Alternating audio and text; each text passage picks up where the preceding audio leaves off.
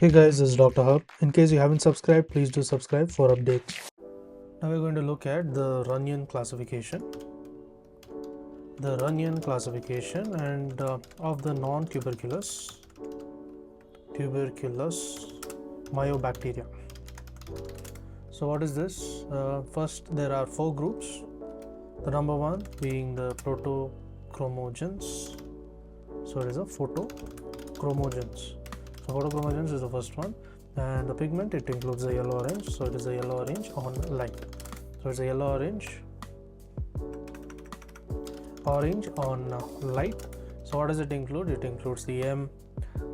canci and also the M. marinum. So what are the diseases? It is similar to that of the TB, as well as it is second one, the marinum. It is the swimming pool granuloma. Swimming pool granuloma. Second one is the second group. We have the scotochromogens. Under scotochromogens, it is yellow orange in color, in light or dark, and the examples, it includes the M. scrofulaceum as well as the M. gordonae. Then moving on to the diseases, it causes the cervical adenitis.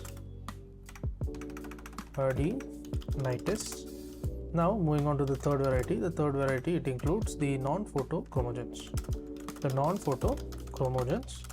So this doesn't have any pigment, so there is literally no pigment, and the examples includes M. avium intercellular complex as well as the M.